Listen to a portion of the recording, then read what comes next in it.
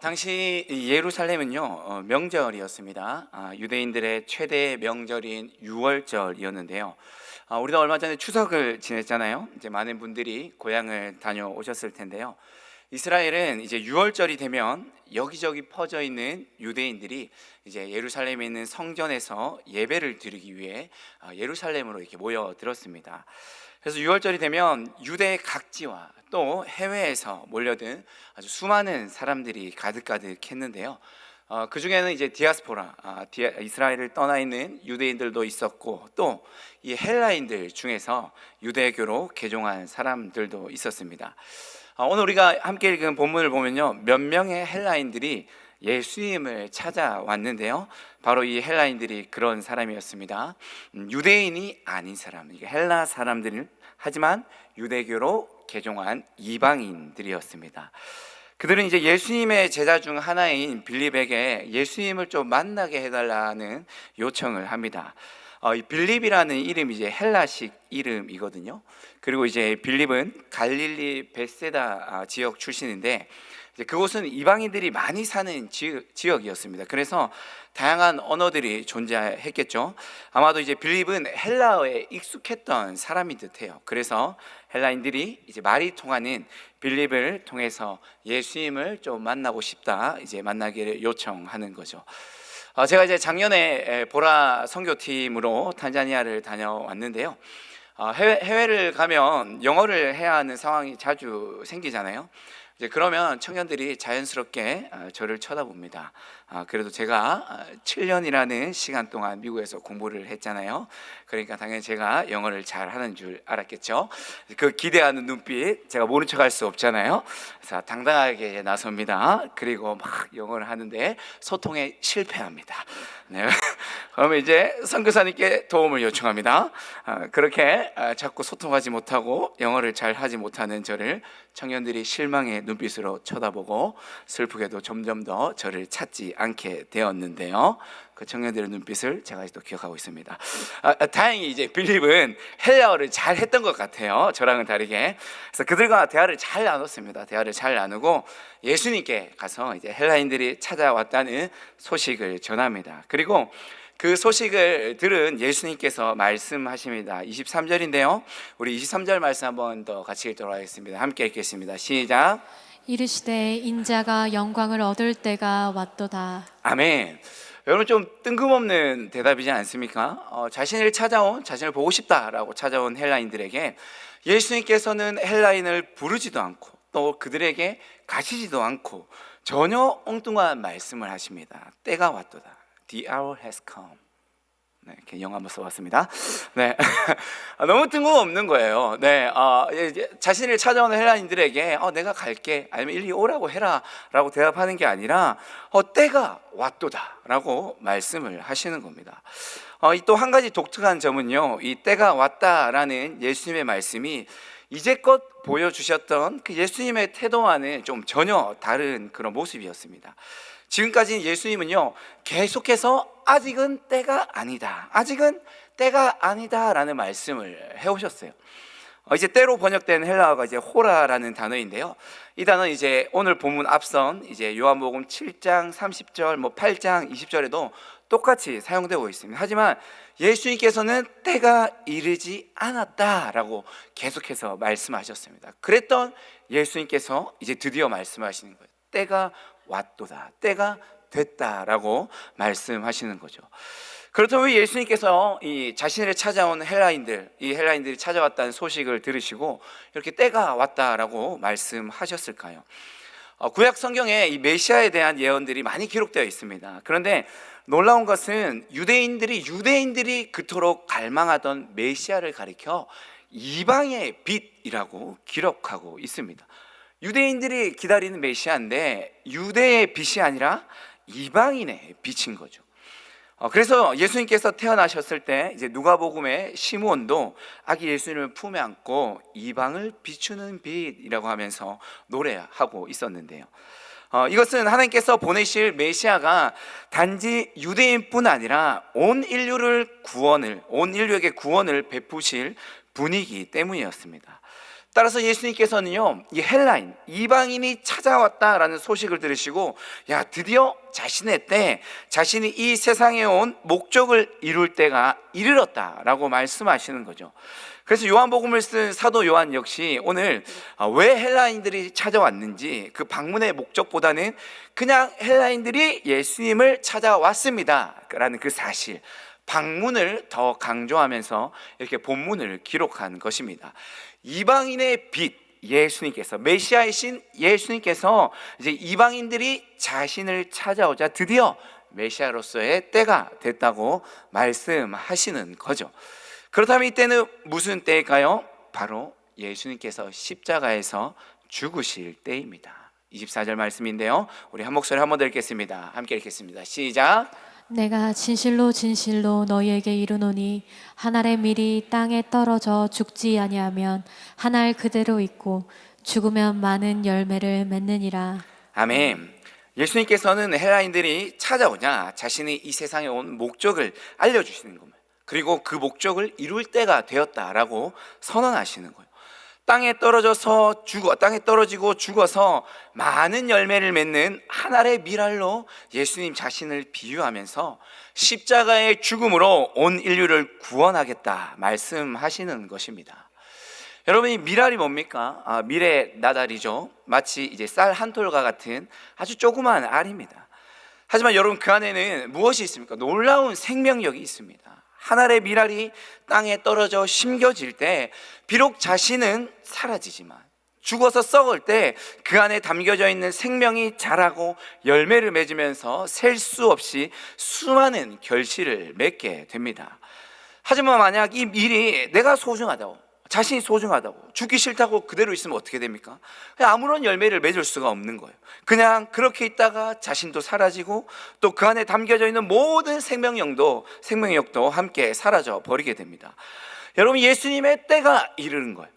어떤 때입니까? 죽어야 할 때, 십자가에 달리실 때입니다.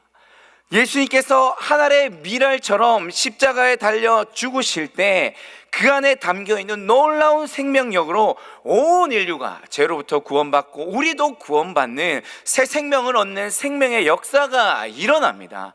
하지만 예수님께서 죽지 않으신다면 자신의 목숨을 지키기 위해 내가 고통당하기 싫다, 희생하기 싫다 하시면 우리는 구원받을 수 없습니다. 우리는 여전히 죄 가운데 소망도 희망도 없는 죽음에 머물러 있었을 것입니다.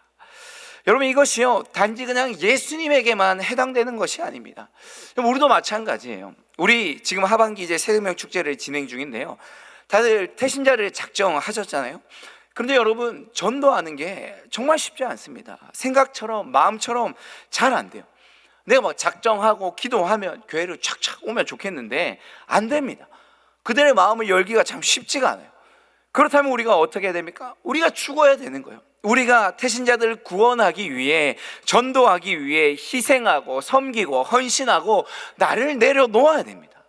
여러분, 말 안 듣는 사람 보면 뭐라고 얘기합니까? 속이 썩는다라고 얘기하잖아요. 그럼 말 안 듣는다고 포기하지 말고 우리 속이 썩어 문드러지더라도 계속해야 되는 거예요. 그래야 싹이 트고 열매를 맺을 수 있습니다.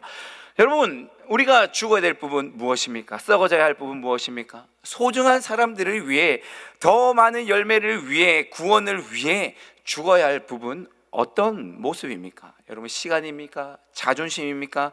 돈입니까? 승질입니까? 그게 무엇이든 죽는 우리 모두가 되기를 간절히 바랍니다. 우리가 죽을 때 우리의 태신자들이 생명을 얻는 놀라운 일들이 일어날 줄 믿습니다. 여러분, 제가 청년들하고 사역을 하고 있는데요, 제가 함께 이제 청년들하고 양육과정, 이제 성장반을 한번 진행을 하는데요, 첫 번째 시간이었습니다. 이제 서로 처음 만나는 시간이니까 자기 소개도 하고 이제 언제 예수님 만났는지 또 어떻게 교회를 오게 됐는지 이렇게 잠깐 나누는 시간을 가졌는데요, 이제 한 청년이 그렇게 얘기하는 거예요. 자기가 이제 고등학교 때 교회를 다니다가 이제 그 후로 10년이 넘게 교회를 떠나 있었다라고 하는 거예요. 그런데 한 명의 친구가 자신이 교회를 떠나 있는 10년 동안 계속해서 교회 가자, 교회 와라 라는 말을 해줬다는 거예요. 그래서 어느 날 모르겠어요. 뭐 계속해서 교회를 오라는 그 친구의 부탁이 귀찮아서 그랬는지 아니면 그 꾸준함에 감동이 있었는지 모르겠지만 어느 날 그냥 갑자기 마음을 먹고 교회를 오게 되었대요. 그리고 그 자리에서, 그 예배의 자리에서 여전히 사랑이 가득한 예수님을 다시 만났고 더 열심히 신앙생활을 하려고 노력하면서 이렇게 성장반까지 듣게 되었다는 그런 간증을 해 주었습니다. 여러분 몇 년이라고요? 여러분 10년입니다. 10년. 뭐 10년? 나는 지금 벌써 몇십 년째인데 뭐 라고 생각하시면서 뭐 콧방귀 끼실 분도 있으실지 모르겠어요. 하지만 이 청년의 시기에 10년은요 결코 작은 시간이 아니잖아요. 가족도 아니고 친구한테 그러기가 정말 쉽지 않습니다. 사실 어느 정도 하다가 뭐 안 할 법도 하잖아요. 듣지도 않는 말을 계속 한다는 게 쉬운 게 아닙니다. 근데 계속 하는 거예요. 그만큼 시간을 들이고 정성을 들이는 거예요. 그 정도면 말하는 사람이 낙심하고 포기할 법도 한데 그 자신의 마음도 희생하는 겁니다. 친구를 위해서, 친구가 다시 예수님께로 돌아오기를 바라는 마음으로 계속해서 두드리는 겁니다. 여러분 그 다시 교회를 돌아온, 다시 신앙생활을 하고 있는 그 청년은 뭐 얼마나 고맙겠습니까? 10년 동안 자신을 포기하지 않고 계속해서 마음의 문을 두드려준 그 친구가, 자존심 상할 법도 한데 계속해서 복음을 전한 그 친구가 얼마나 고맙겠습니까? 여러분 우리 한 사람 한 사람 우리 모두가요 그런 사람 되기를 간절히 바랍니다. 복음을 위해 시간을 들이는 사람, 복음을 위해 우리 돈을 쓰는 사람, 포기하지 않는 사람, 자존심을 내려놓는 사람 되기를 간절히 바랍니다.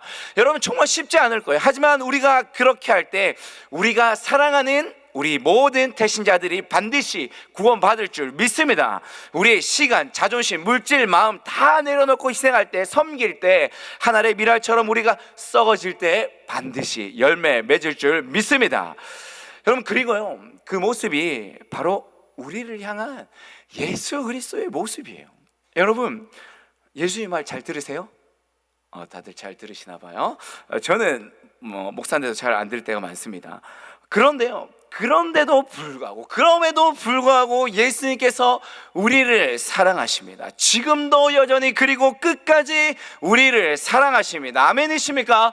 십자가에서 죽으시기까지 우리를 사랑하십니다. 그 예수님의 마음으로 우리 모두가 사랑하는 우리 모두가 되기를 간절히 바랍니다. 여러분 그런데요 이렇게 희생하는 죽는 삶이 어떠한 삶입니까? 가치 없는 삶일까요? 예수님께서 23절에서 말씀하십니다. 우리 23절 한 번 더 함께 읽도록 하겠습니다. 함께 읽겠습니다. 시작. 예수께서 대답하여 이르시되 인자가 영광을 얻을 때가 왔도다. 아멘. 영광을 얻을 때가 왔도다. 영광의 삶입니다. 그런데요 일반적으로 생각할 때 전혀 납득할 수 없는 말이에요.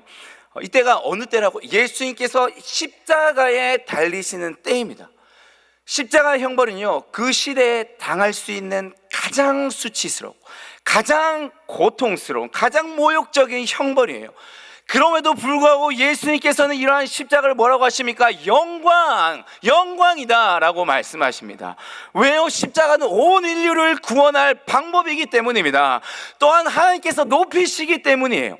십자가에서 달려 죽는 것, 희생하는 것, 헌신하는 것, 섬기는 것, 일반적으로 볼 때 우리가 생각할 때 너무나도 어리석은 일이에요. 영광이라는 단어와는 전혀 어울리지 않는 행동입니다. 하지만 이 십자가 안에 온 인류를 구원할 놀라운 생명과 능력이 있기 때문에 영광입니다. 여러분 남을 위해 시간과 마음, 물질 쏟는 것 너무나도 어리석은 일처럼 보입니다. 그렇게 보여요. 하지만 우리의 희생, 헌신, 섬김 안에요 한 영혼을 구원할 수 있는, 한 영혼을 죽음에서 건져낼 수 있는, 영원한 생명을 누리게 할 수 있는, 예수님 만나게 할 수 있는 놀라운 생명력이 있기 때문에 영광인 줄로 믿습니다. 여러분 십자가 또한 하나님의 뜻을 이루는 거예요. 하나님의 영광을 드러내고 하나님을 기쁘시게 하는 일입니다. 우리 하나님께서 28절에서 말씀하십니다. 우리 한 목소리 한 번 더 28절 읽겠습니다. 시작. 내가 이미 영광스럽게 하였고 또다시 영광스럽게 하리라 하시니. 아멘. 여러분 우리가 전도하기 위해 섬기고 희생하고 나를 죽이는 것, 그것이 바로 하나님의 뜻이고 하나님의 영광을 드러내는 일이고 무엇보다도 하나님께서 기뻐하시는 일이에요. 여러분 우리가 그 일에 쓰임받을 수 있는 겁니다. 여러분 내가 친구에게, 가족에게 교회 가자 말 한마디 할 때, 내가 커피 한 잔 쏠 때, 살 때, 내가 양보 한번 할 때, 내가 화가 막 나지만 참을 때, 그것이 바로 하나님의 기쁨이 되는 겁니다. 여러분 너무 좋지 않습니까? 어떻게 보면 정말 나의 작은 행동이 하나님의 기쁨이 되는 거예요. 하나님의 기쁨이 우리의 기쁨인 줄로 믿습니다. 여러분 하나님의 기쁨 되고 또한 그 기쁨으로 기뻐하는 우리 모두가 되기를 간절히 바랍니다. 여러분 오늘 제목이 무엇입니까? 우리 한번 다 같이 한번 읽어볼까요? 시작. 네, 한자어로 하면 필사즉생, 필생즉사. 대한민국 사람이라면 누구나 다 아는 말이잖아요. 죽고자 하면 살 것이요, 살고자 하면 죽을 것이다. 우리 명량해전을 앞둔 이순신 장군이 난중일기에 남긴 말입니다. 근데 저는 진짜 이순신 장군이 만든 말인지 아는데 그건 아니고 오자병법이라는 병법서에 나온 말을 인용한 것이라고 합니다. 필사즉생, 필생즉사. 근데 여러분 이 이순신 장군의 이 말이 오늘 우리가 함께 나눈 말씀이랑 정말 딱이에요. 25절 말씀인데요, 우리 한 번 더 함께 읽도록 하겠습니다. 25절입니다. 함께 읽겠습니다. 시작.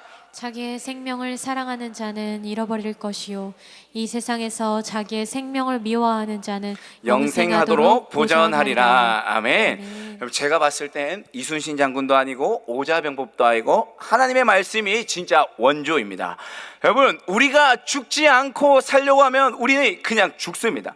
하지만 우리가 하나님의 미랄이 되어 죽는다면 우리는 삽니다. 영원히 삽니다. 우리만 사는 것이 아니라 우리가 사랑하는 전도 대사장들과 함께 영원히 사는 거예요.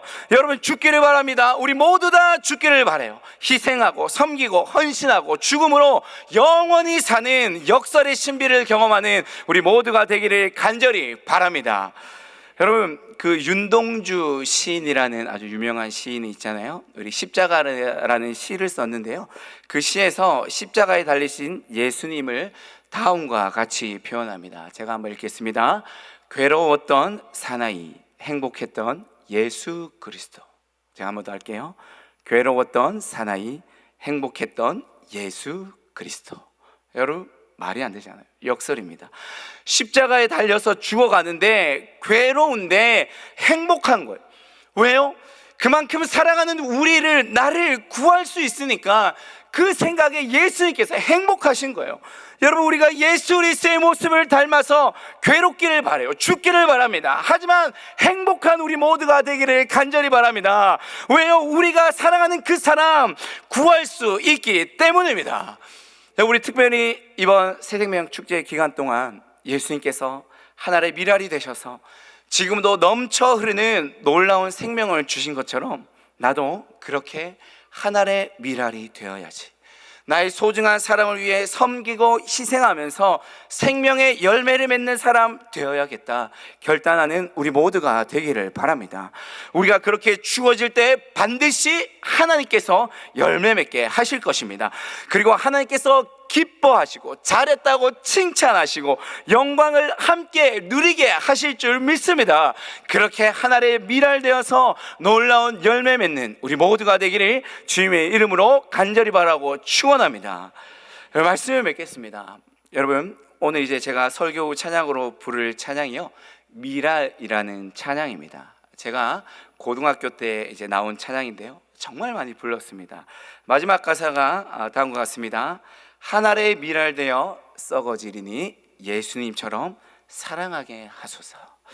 은혜도 많이 받고 눈물도 많이 흘리면서 예수님처럼 살아야지 결단하고 고백했던 찬양인데요, 우리가 예수님 처음 만났을 때 한번 생각해 볼까요? 우리 안에 그런 결단 있지 않았습니까? 예수님처럼 살아야지. 나를 사랑하셔서 십자가에 자기의 목숨까지 내어주신 우리 예수님, 온갖 모욕과 고통받으신 그 예수님 본받아서 나도 그렇게 살아야지, 희생하고 섬기며 살아야지. 그런 결단 다 하지 않으셨습니까? 오늘 우리가 다시 한 번 더 우리 안에 예수님처럼 살겠다라는 고백과 결단이 있기를 간절히 바랍니다. 반드시 이번 새생명 축제를 세대를 통해 나의 태신자를 위해 나의 남편, 자녀, 부모님, 친구를 위해 예수님처럼 희생합시다. 미랄이 되시길 바랍니다. 그래서 우리 모든 태신자들 반드시 예수님 만나서 구원받는 영원한 새 생명을 함께 누리는 이번 새 생명 축제가 되기를 주님의 이름으로 간절히 바라고 또 축원합니다.